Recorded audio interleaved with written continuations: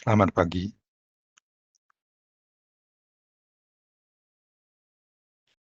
Selamat pagi, Dok. Pagi, Dok.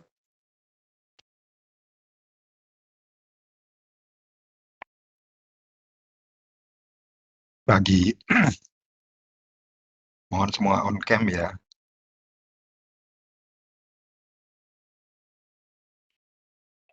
Baik, Dok, sebentar, Dok.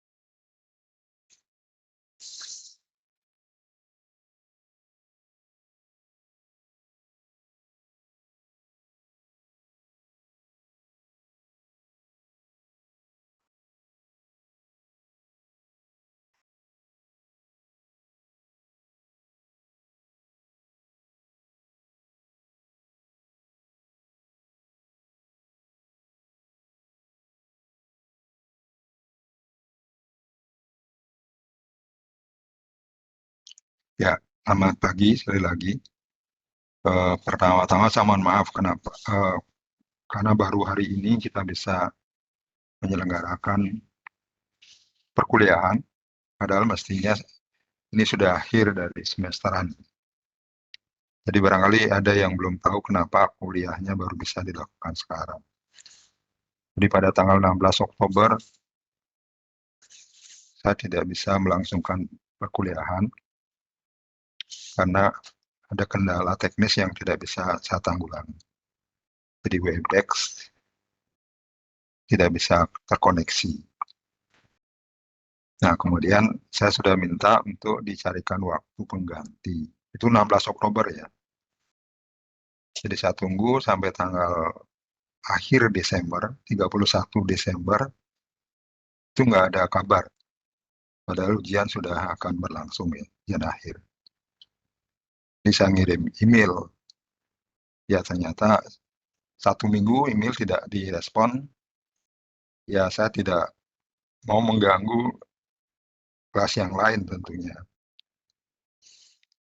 Jadi karena 1 minggu tidak ada respon dari kelas ini, jadi saya menghubungi kelas A, B, C pada tanggal 8 sore. Ini sudah mulai ujian akhir tapi nggak ada kabar beritanya. Ya karena saya merasa bertanggung jawab untuk menyelesaikan tugas saya, jadi saya kontak kordi kelas A, B, C, ya malamnya baru ada kabar di kelas D. Minta kuliahnya di besok hari jam 1. Saya sudah ada jadwal, jadi mohon maaf. Ya ada jadwal, jadi akhirnya setelah dilihat jadwal baru hari ini bisa berlangsung. Saya dapat informasi juga UTS dilakukan juga hari ini jam 3 sore. Jadi saya sudah setting di classroom jam 3 sore. Malam hari menjelang jam 9 berdatangan email dari kelas A, B, C, dan D berubah jadwal UTS jadi jam 8 malam. Mudah-mudahan tidak ada yang bermasalah dengan jam 8 malam. Saya cuma agak heran, ada yang menyarankan kalau jam 3 juga nggak apa-apa. Mahasiswa bisa menggunakan 2 device. Ini apa ini? Main-main ya? Ujian dengan 2 mata kuliah yang berbeda dengan 2 device.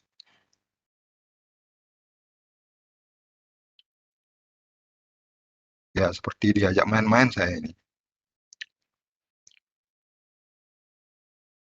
Ya, buat yang lain mohon itu yang jadi perhatian ya. Seperti itu kronologinya kenapa kuliah baru bisa berlangsung hari ini. Jadi hampir 2 bulan saya menunggu informasi, ternyata nggak ada informasi untuk perkuliahan. Ya, sampai saya mengirim email dengan isi apakah kuliah ini masih perlu apa tidak. Ya, tapi sekali lagi apakah mahasiswa menganggap perlu apa tidak, ya karena saya merasa tanggung jawab laksanakan kewajiban, maka kuliah saya langsungkan hari ini. Saya bebaskan saja. Jadi bagi mereka yang merasa tidak perlu untuk kuliah, silakan meninggalkan ruang kuliah ini, karena kehadiran tidak saya catat.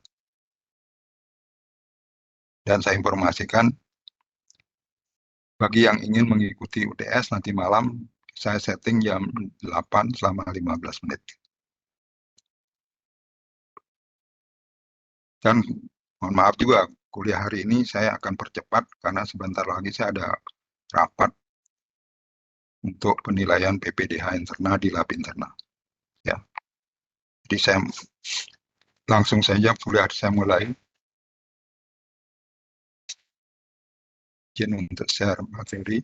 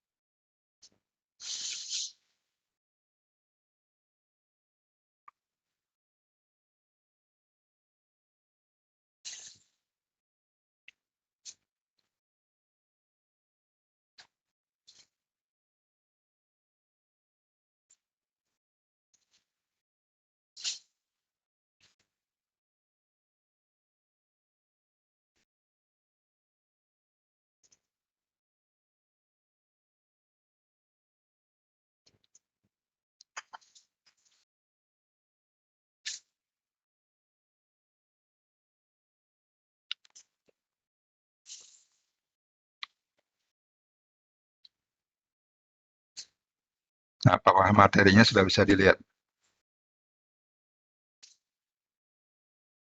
Sudah, Bro. Sudah, Dok. Ya, sambil menunggu di slideshow, jadi saya langsung saja. Kuliah pada pagi ini kita akan membahas 3 penyakit viral pada sapi Bali, yakni penyakit jemberana, penyakit mulut dan kuku, dan penyakit ingusan. Ya, saya yakin saya sudah mendapatkan kuliah ini di penyakit viral. Nah, tapi tinjauan kita agak sedikit beda. Kalau penyakit viral, itu tentu lebih banyak menyoroti tentang agennya, sifat-sifat fisik dari kimia, dari virus, dan lain sebagainya. Nah, sementara pada mata kuliah ini kita akan membahasnya dari sudut yang agak lain. Dari sudut untuk persiapan mahasiswa kalau nanti bekerja di lapang. Nah, itu yang akan kita bahas.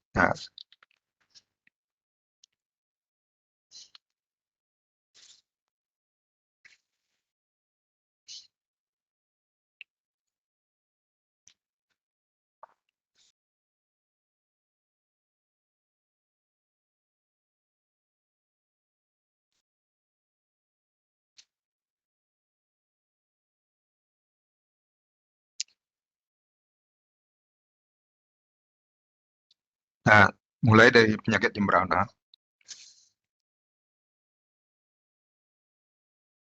Ya, mohon ditunggu.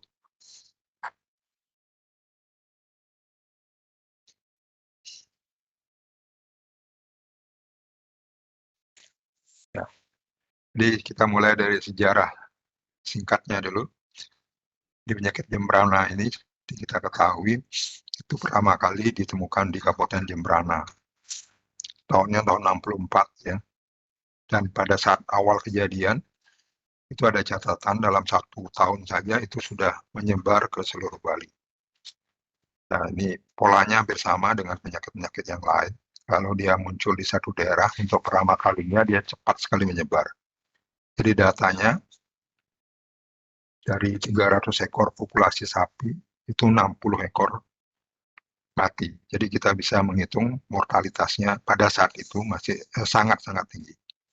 Ya, kemudian ada berbagai laporan dari berbagai daerah tentang kejadian penyakit yang pada saat itu memang belum diketahui penyebabnya, karena nama penyakitnya juga belum ditentukan. Jadi ada laporan dari Lampung, Banyuwangi, kemudian sampai ke Kalimantan Timur. Jadi laporan ini adalah di daerah-daerah di mana sapi Bali itu ada.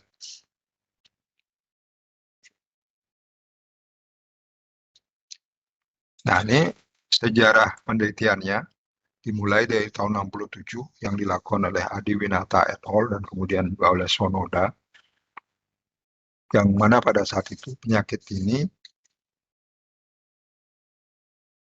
memiliki kemiripan dengan Rinderfest, sehingga disebut dengan Rinderfest-like disease. Kemudian pada tahun 72 ditemukan di Tabanan, penelitian dilakukan oleh Harjasworo dan Budiarso. Nah, karena belum ada nama waktu itu ya, belum ada resmi, karena ditemukan di Tabanan, maka disebut dengan penyakit Tabanan. Penyebabnya itu juga pada saat itu adalah rickettsia. Nah, kemudian berkembang sampai dibentuk satu lembaga yang namanya BCDIU. Itu singkatan dari Bali Cattle Disease Investigation Unit, yang lembaga ini berlokasi atau berkantor di BBVET sekarang, yang dulu namanya BPPH. Ya, di Pekok itu. Jadi waktu itu namanya BPPH, di sana juga ada lembaga BCDIU. Jadi staf BPPH itu juga menjadi staf BCDIU. Bali Cattle Disease Investigation Unit, yang pada saat itu penelitian menunjukkan bahwa penyebabnya bukan rickettsia. Ya, kemudian ada laporan lagi tahun 70-an di Lampung. Jadi sekali lagi karena penyakit ini belum resmi disebut dengan penyakit Jembrana, maka disebut sebagai penyakit Ramadewa. Lokasinya ini ya dijadikan sebagai nama penyakitnya juga, lokasi di mana penyakit itu ditemukan.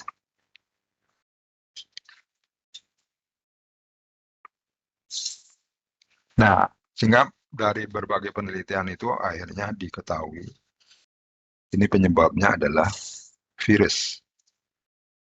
Jadi bovine lentivirus dari famili Retroviridae, subfamili Lentiviridae. Nah, penelitian menunjukkan bahwa masa inkubasinya dari terinfeksi sampai dia menimbulkan tanda klinis itu adalah sekitar 4-12 hari, dengan hewan sapi yang sangat peka. Yang peka itu adalah umur 3-4 tahun.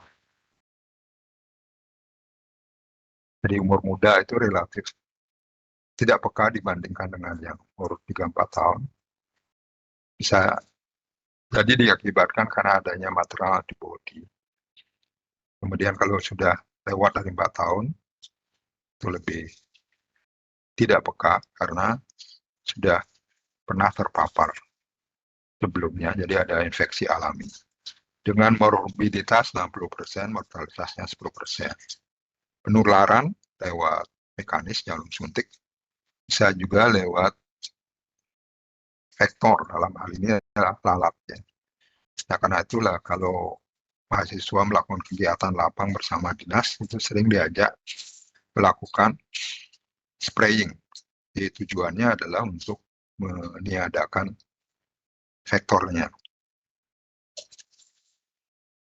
Itu yang bisa dilakukan untuk mengendalikan, mencegah penularan penyakit Jembrana.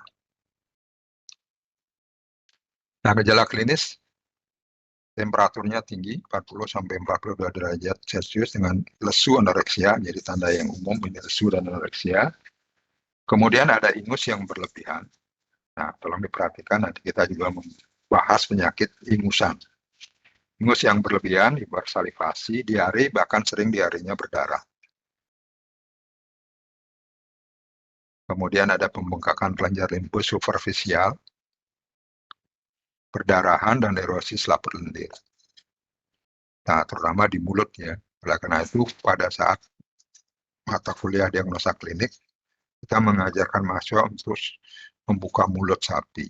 Karena banyak sekali penyakit-penyakit pada sapi yang manifestasi klinisnya itu bisa ditemukan di daerah mulut. Seperti jembrana ini ada perdarahan dan erosi selaput lendir di daerah mulut.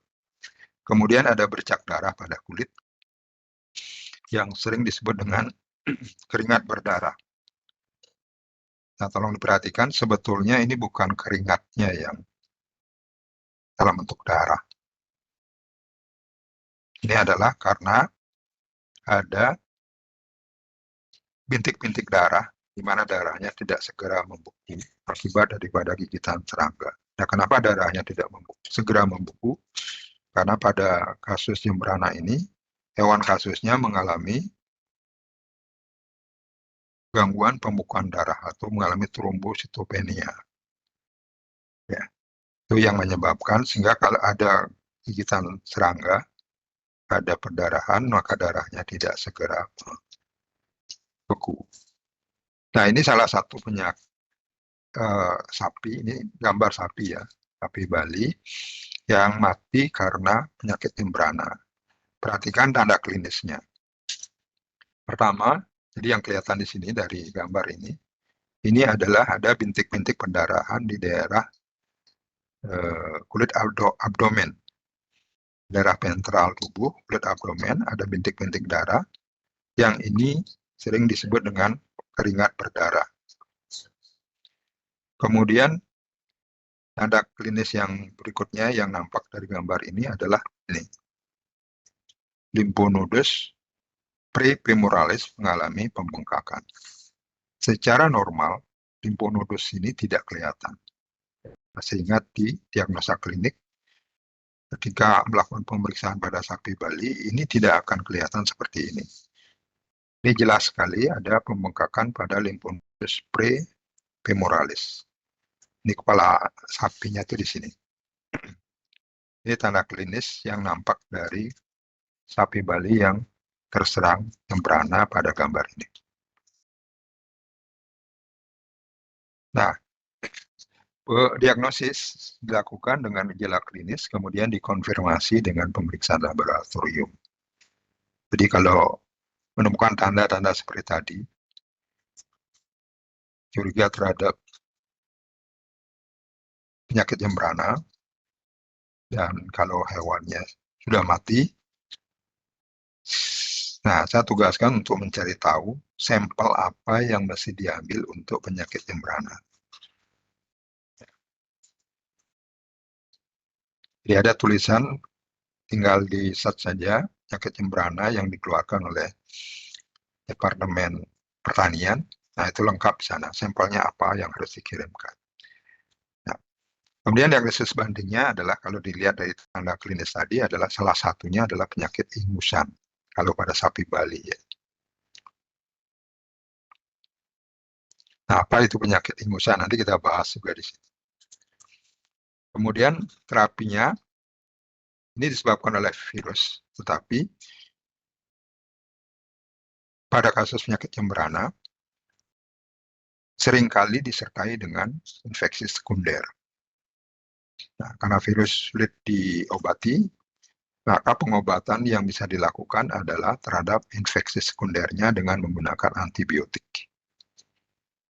Ya, kemudian pengendaliannya adalah dengan vaksinasi, jadi sudah dikembangkan vaksin untuk jembrana dan pemberantasan vektor seperti tadi dengan melakukan spraying untuk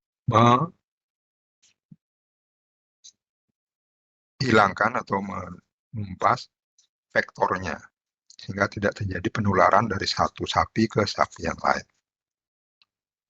Nah, itu secara singkat penyakit jembrana.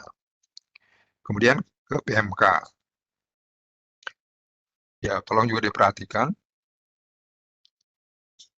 sinonim dari penyakit PMK ini. Apte, episiotika, kemudian aptus fever, FMD. Nah, ini jangan sampai salah menerjemahkan. Ya, pernah terjadi di awal-awal kejadian PMK, itu seringkali ada kegiatan yang membahas tentang PMK. Nah, pernah terjadi dalam satu forum itu ada ada spanduk di depan di ruangan itu diterjemahkan penyakit PMK ini adalah penyakit mulut dan kaki. Ya, saya pastikan itu yang membuat itu bukan dokter hewan. Ya, mudah-mudahan bukan dokter hewan. Ya, jadi yang benar itu adalah penyakit mulut dan kuku, bukan penyakit mulut dan kaki terjemahannya. Nah, sejarahnya, jadi PMK di Indonesia itu laporan pertama itu ditemukan di Malang pada tahun 1887. Nah, kemudian kejadian yang terakhir dengan berbagai langkah yang dilakukan oleh pemerintah, kejadian terakhir itu yang ditemukan di Pulau Jawa adalah 1983. Jadi bisa dihitung berapa lama kejadian PMK itu ada di Indonesia. Sehingga akhirnya dikeluar SK Menteri Pertanian untuk menyatakan Indonesia bebas PMK tahun 86. Dan oleh OIE itu keluar surat pernyataan bebas Indonesia dari PMK tahun 90. Jadi sekian tahun baru OIE menyatakan Indonesia itu bebas dari PMK. Sehingga dengan demikian ada banyak sekali upaya-upaya yang dilakukan untuk tetap mempertahankan Indonesia bebas PMK. Ya, tapi ternyata kemudian bobol juga. Tahun 2022 ada kejadian PMK yang dikonfirmasi oleh Puspetma. Ya, jadi kembali lagi PMK masuk di Indonesia tahun 2022. Nah, berkaitan dengan PMK ini, untuk diketahui, ada lembaga yang memang dibuat untuk menangani penyakit PMK ini. Untuk bisa membebaskan Indonesia dari penyakit PMK. Itu pertama kali nama lembaganya adalah Lembaga Penyakit Mulut dan Kuku. Kemudian dia berubah menjadi Lembaga Virologi Kehewanan. Dan sekarang menjadi Pusat Veteriner Farma, Puspetma. Yaitu sejarahnya. Penyakit PMK ini sangat akut dan sangat menular. Jadi penyebabnya adalah virus dengan morbiditas yang sangat tinggi. Tapi mortalitasnya rendah. Nah, sehingga kalau baca informasi dari berbagai sumber pada saat kejadian awal di Jawa Timur itu, banyak sekali petani-petani yang menyatakan hewannya, sapinya menderita PMK, tetapi berhasil disembuhkan dengan menggunakan obat-obat herbal. Ya, misalnya kalau ada lesi di racak ya, racak itu petani banyak menggunakan obat-obat herbal dengan menggunakan rempah kunyit ya, yang ditumbuk kemudian dibalurkan, nah itu berhasil sembuh. Nah, karena sifat dari penyakit ini memang morbiditasnya tinggi, jadi kejadiannya banyak dalam satu wilayah, tapi dia menimbulkan kematian yang rendah. Jadi artinya secara sederhana bisa kita katakan tidak mematikan. Nah, kenapa penyakit ini tidak mematikan, tetapi begitu heboh ya adanya penyakit ini. Dan kalau kita lihat juga upaya-upaya pemerintah untuk mempertahankan PMK ini begitu intensif dilakukan. Kenapa? Padahal dia tidak menimbulkan kematian yang tinggi. Nah, karena penyakit PMK ini menimbulkan kerugian ekonomi yang cukup besar, sangat besar bahkan. Dalam bentuk apa? Nah, kalau hewannya sudah terserang, dia akan terjadi penurunan produksi daging, penurunan produksi susu, dan yang paling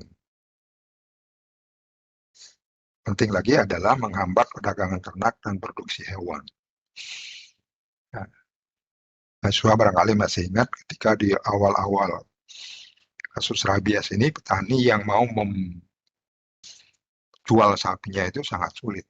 Jadi tidak boleh sembarangan dibawa ke pasar hewan. Ya, karena dilakukan pembatasan lalu lintas ternak, dan tidak hanya ternak, tapi produksi hewan juga. Ini adalah upaya untuk mencegah penularan, penyebaran penyakit PMK. Jadi karena itu, ini tentu akan menimbulkan kerugian ekonomi yang sangat besar. Itulah yang menjadi concern sehingga PMK menjadi perhatian. Nah, jadi hewan pekannya adalah hewan yang berkuku benak, ya, ruminansia, babi, unta, termasuk bison, dan lain sebagainya. Tanda klinisnya mohon diperhatikan. Jadi ini yang kalau ditugas di lapangan nanti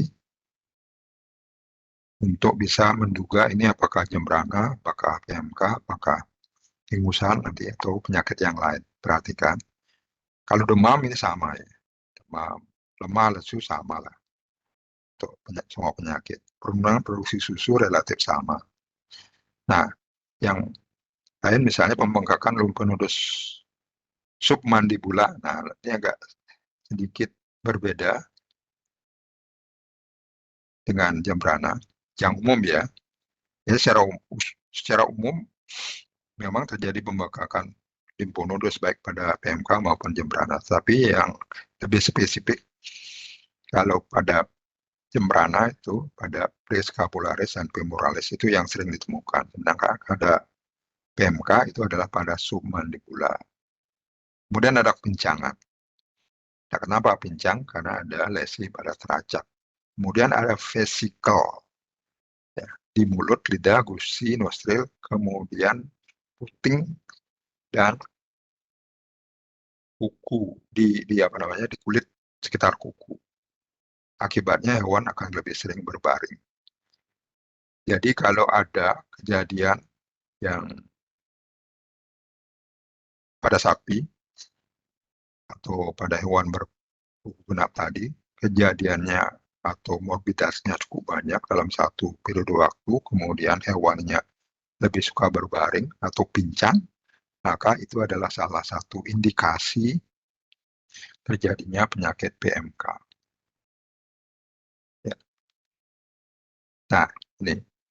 Jadi kalau kita mengingatkan, kalau kita membuka mulut sapi seperti ini teknisnya, jadi satu tangan digunakan untuk pegang tali kendali, kemudian satu tangan lagi dimasukkan dari mulut, sisi mulut, baik kiri maupun kanan, kemudian diambil lidahnya, ditarik.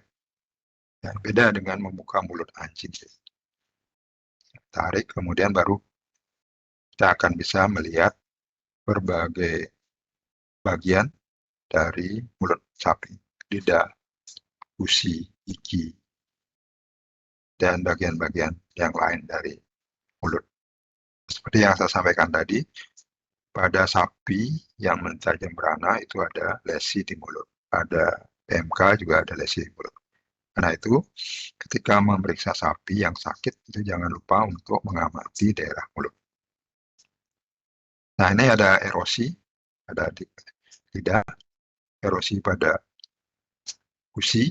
Ini adalah tanda klinis penyakit jembrana.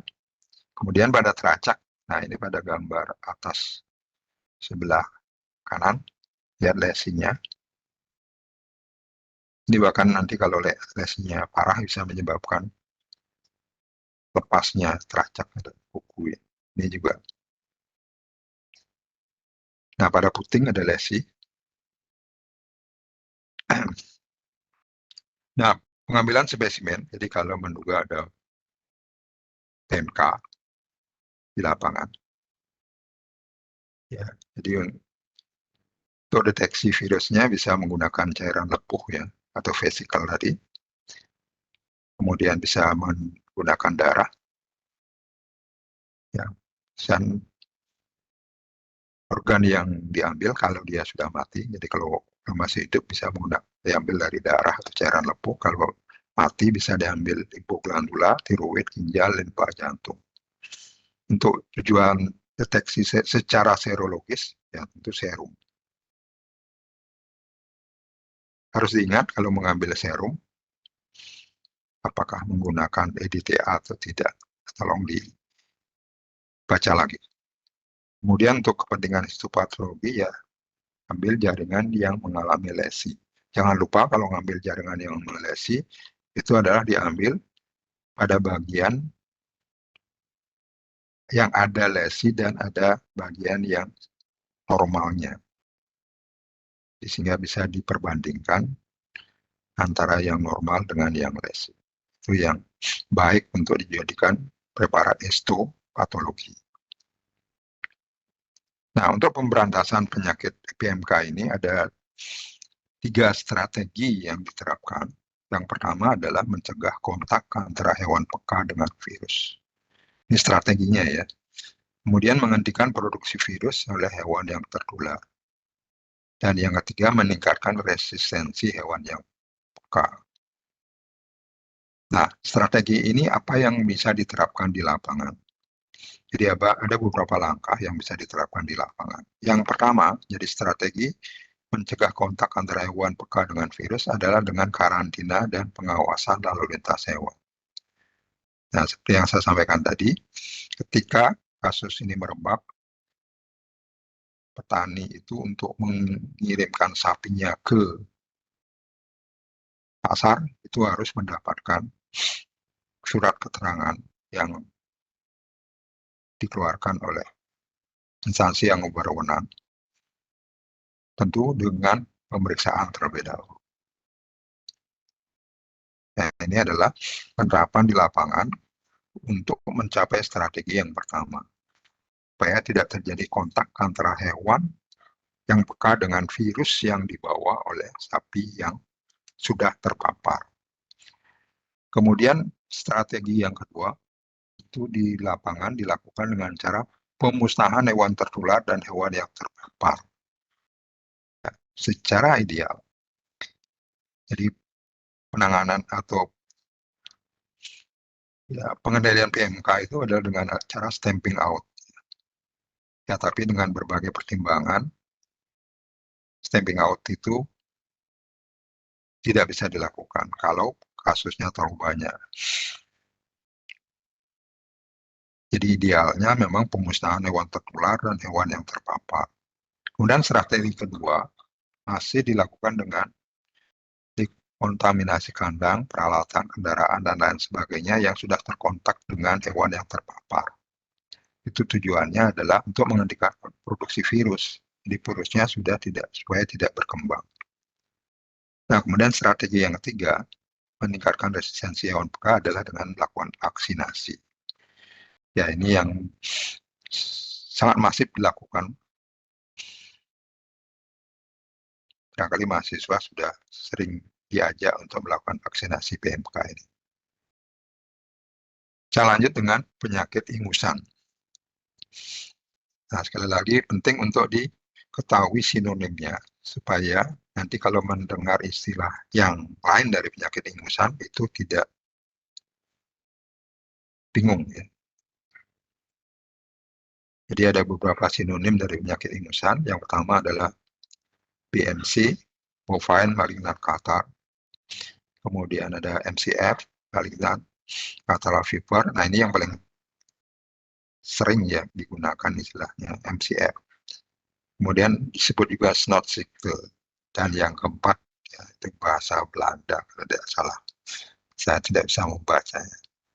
Tapi kalau kan mendengar seperti ini atau membaca, nah itu yang dimaksud adalah penyakit ingusan. Ada 2 bentuk penyakit MCF ini, yaitu bentuk wildebeest associated MCF. Jadi ini sebagai vektornya, jadi wildebeest itu sebagai vektor dari MCF ini, reservoirnya ya. Reservoirnya, wildebeest itu adalah hewan di Afrika ya. Kemudian yang kedua bentuknya adalah sheep associated MCF. Ini yang ada di Indonesia, dengan reservoirnya adalah domba. Nah, penyebabnya ada 2. Yang pertama adalah Slavin herpes virus 1, itu yang Wildebeest Associated MCF, Oven Airflows 2 itu yang menyebabkan Sheep Associated MCF yang ada di Indonesia. Nah, dari sekian hewan yang dilaporkan, ternyata sapi Bali itu menduduki peringkat pertama dari sudut kepekaan. Artinya dia paling peka dibandingkan hewan-hewan yang lain. Nah, MCF masih bisa menginfeksi hewan yang lain di samping sapi Bali. Tapi dilihat dari tingkat kepekaannya, sapi Bali yang dilaporkan paling peka. Nah, berbeda dengan PMK, kalau PMK morbiditasnya tinggi, tapi mortalitasnya rendah. Sementara kalau MCF itu morbiditasnya rendah. Jadi artinya dari suatu daerah yang terinfeksi itu sedikit, tapi dengan case fatality rate-nya sangat tinggi, bahkan bisa mencapai 100%. Jadi kalau artinya, kalau sudah dikonfirmasi hewan sapi Bali itu terinfeksi MCF, maka itu artinya prognosisnya adalah infausta. Karena dia CF itu bisa menimbulkan kematian 100%.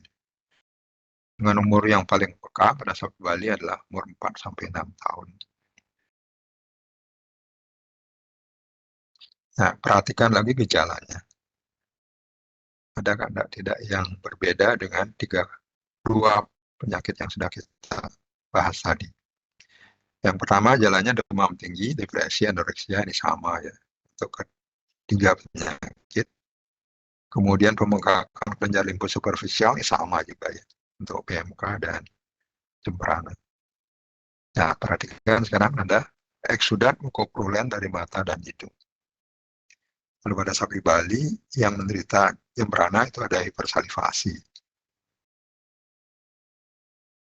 Ada leleran juga dari hidung. Nah, tapi lebih spesifik disebutkan pada MCF itu adalah eksudatnya mukopurulen dari mata dan hidung. Kemudian ada kekeruhan kornea mata dan diari. Nah, kalau sapi Bali diari itu masih banyak kemungkinan penyebabnya. Ya, yang cukup spesifik di sini adalah ada eksudat mukopurulen dari mata dan hidung, kemudian ada kekeruhan kornea mata. Nah, ini adalah tanda-tanda klinis dari penyakit ingusan.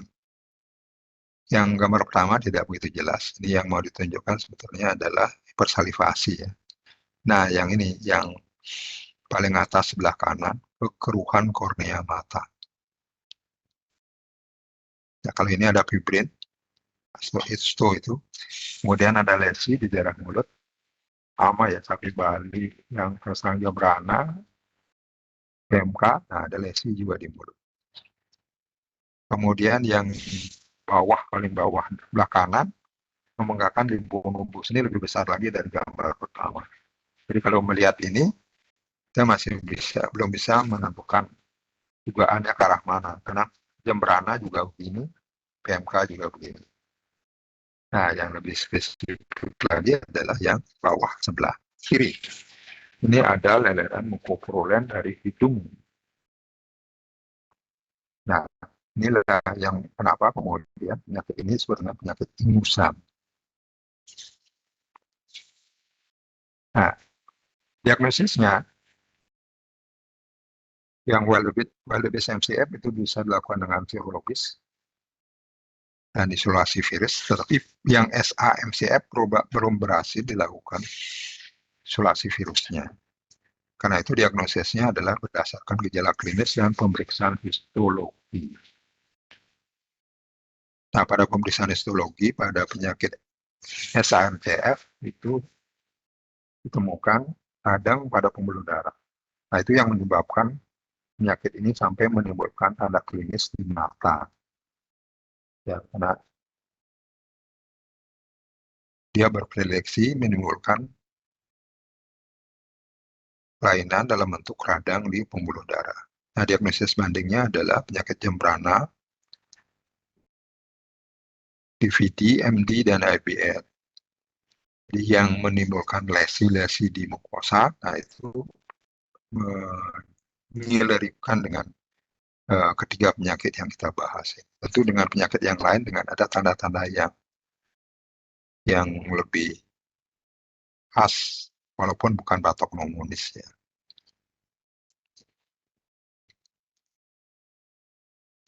Nah, yang di Indonesia seperti yang saya sampaikan tadi ada SA-MCF, SIP Associated MCF. Jadi reservoirnya itu adalah domba. Jadi domba itu sebagai pembawa dari virus, tapi domba itu tidak menjadi sakitnya. Nah, terutama virus itu lepas dari domba ketika domba itu melahirkan. Dia bisa mengeluarkan virus MCF, jadi kalau dia sebagai reservoir, kemudian bisa menginfeksi sapi.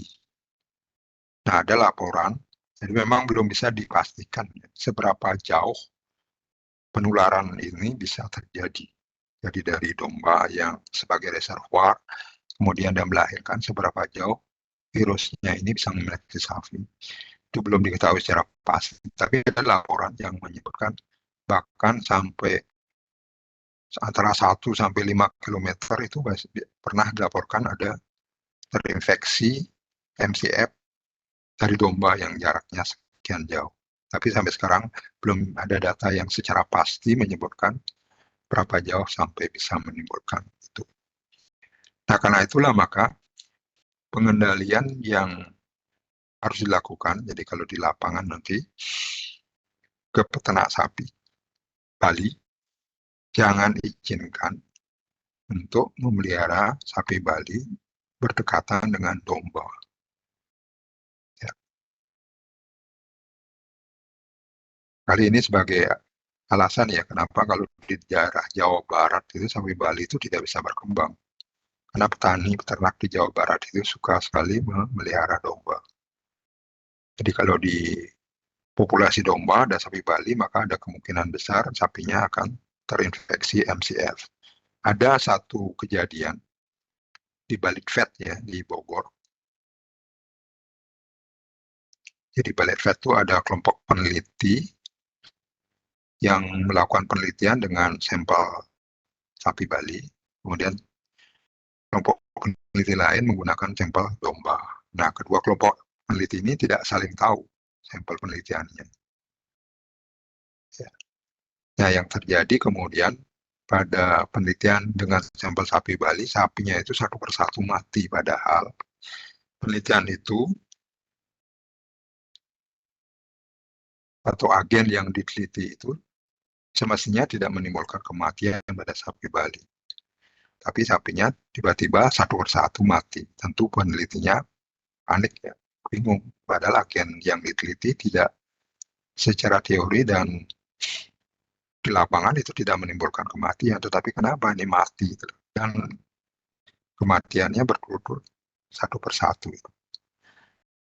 Akhirnya dilakukan investigasi, ketahuanlah ada peneliti lain yang melakukan penelitian dengan sampel domba. Dan kebetulan pada saat itu ada domba yang melahirkan. Ya, sehingga dari sana baru langsung bisa disimpulkan terjadi penularan MCF. Nah, ini sebagai bukti lagi bahwa kalau nanti bertugas di lapangan, jangan sekali-kali diizinkan petani sapi Bali memelihara sapi dan domba dalam satu wilayah. Ya. Nah, itu materi kuliah yang saya sampaikan. Nanti untuk kelengkapannya silakan dibaca lagi. Sekali lagi nanti sore, nanti malam jam 8 kita lakukan UTS lewat classroom ya. Silakan masuk ke classroom. Sekarang sudah bisa masuk ke classroom. Ya, ini kode-kode kelasnya. Ya, kode kelas ini akan saya sampaikan juga ke kelas A, B, C. Nah, tentu kamu bisa juga menginformasikan kepada teman-temanmu yang di kelas A, B, C. Jadi kode kelasnya ini silakan masuk. Dan kemudian nanti jam 8 itu kita mulai ujiannya. Ujian hanya berlangsung 15 menit.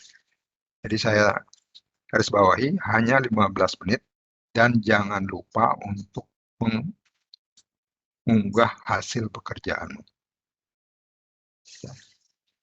Jadi kalau di classroom ada istilahnya diserahkan gitu ya.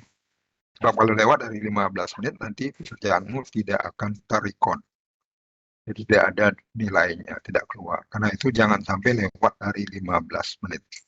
Nah, pengalaman saya kemarin melakukan ujian dermatologi, ketika mahasiswa itu klik di detik terakhir, itu ternyata memang tidak bisa terrecord juga gitu. Jadi jangan sampai lewat dari waktunya. Jadi karena soalnya semua saya ambilkan dari materi perkuliahan dan materi-materi tentang 3 penyakit ini yang ringan-ringan. Jadi semestinya tidak sampai 15 menit. Jadi sekali lagi jangan sampai lewat dari 15 menit. Ya, baik itu kuliah pada pagi hari ini. Jadi sekali lagi, mohon maaf saya percepat kuliahnya ini, tidak bisa sempat diskusi seperti tadi. Nah, sebentar saya harus mempersiapkan materi untuk rapat penilaian mahasiswa PPDH.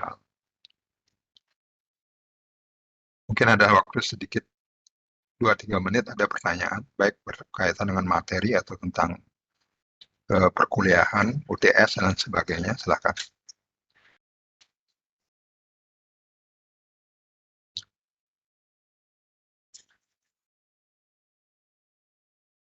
Nah, kalau tidak ada, dari kuliah saya sudahi. Terima kasih, selamat pagi. Selamat belajar lagi untuk persiapan ujian nanti malam. Terima kasih.